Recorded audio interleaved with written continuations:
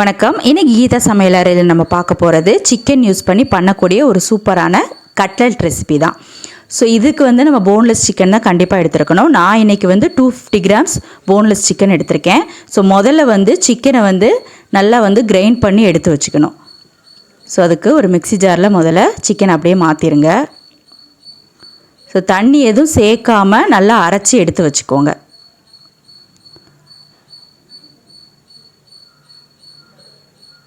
இப்போ அரைச்சாச்சு. அதை ஒரு மிக்சிங் பவுலுக்கு அப்படியே மாற்றிடலாம்.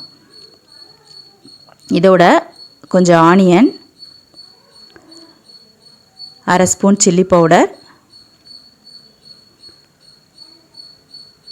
அடுத்து தேவையான அளவு உப்பு, அரை ஸ்பூன் இஞ்சி பூண்டு பேஸ்ட், கொஞ்சம் கொத்தமல்லி இலை,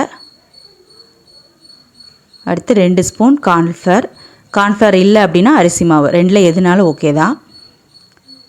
ஸோ எல்லாம் போட்டதுக்கப்புறம் நல்லா மிக்ஸ் பண்ணிடுங்க. சில்லி பவுடர், உப்பு எல்லா இடத்துலையுமே சேர்கிற மாதிரி நல்லா பிசைஞ்சு எடுத்து வச்சுக்கோங்க.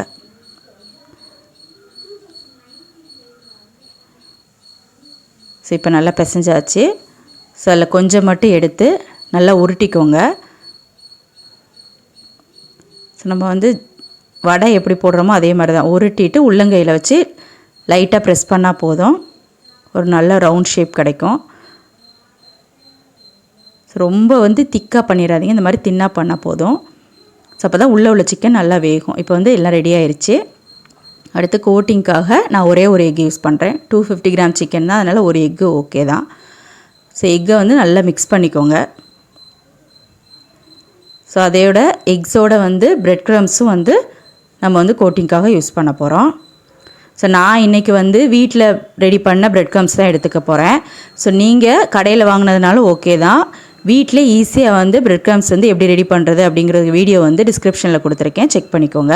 ஸோ முதல்ல ஒரு கட்லெட்டில் எடுத்து எக்கில் நல்லா கோட் பண்ணிவிட்டு, ஸோ அதுக்கப்புறம் அதை ப்ரெட்டில் நல்லா கோட் பண்ணிடுங்க. ஸோ இதே மாதிரி 2 டைம்ஸ் பண்ணுங்கள். ஒரு டைம் எக்கு, அதுக்கப்புறம் பிரெட் க்ரம்ஸை, அடுத்து திரும்ப ஒரு தடவை எக்கில் கோட் பண்ணி திரும்ப பிரெட் க்ரம்ஸில். ஸோ இதே மாதிரி எல்லா கட்லெட்டையும் கோட் பண்ணி ரெடியாக எடுத்து வச்சுக்கோங்க. ஸோ இப்போ ரெடி ஆயிடுச்சு. அடுத்து ஃப்ரை பண்ணுறதுக்கு ஸ்டார்ட் பண்ணியிருக்கலாம். இப்போ ஆயில் நல்லா ஹீட் ஆயிடுச்சு. இப்போ போட்டுருங்க. மீடியம் ஃப்ளேம்லேயே வச்சு பண்ணுங்கள். அப்படி இல்லைன்னா வெளியில் இருக்கிற அந்த பிரெட் க்ரம்ஸ் கருகிரும், ஒரு மாதிரி கசப்பு டேஸ்ட்டு கிடச்சிரும். ஸோ உள்ளே உள்ள சிக்கன் வேகாமலே இருக்கும். அதனால் மீடியம் ஃப்ளேம்லேயே வச்சு 2 சைடும் ஃப்ரை பண்ணுங்கள். ஸோ ஒரு 2 மினிட்ஸில் ஒரு சைடு ஃப்ரை ஆயிரும். ஸோ இப்போ திருப்பி போட்டுடலாம்.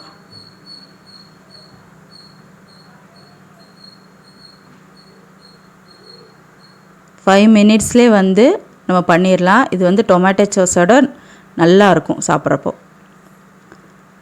ஸோ இப்போ ரெடி ஆயிடுச்சு. எடுத்து டிஷ்யூவில் வச்சு எக்ஸஸாக இருக்க ஆயிலை அப்சர்வ் பண்ணி எடுத்துருங்க. ஒரு ஈஸியான கட்லெட் ரெசிபி கண்டிப்பாக ட்ரை பண்ணி பாருங்கள். ட்ரை பண்ணி பார்த்துட்டு எப்படி வந்ததுங்க ஷேர் பண்ணிக்கோங்க. தேங்க்யூ.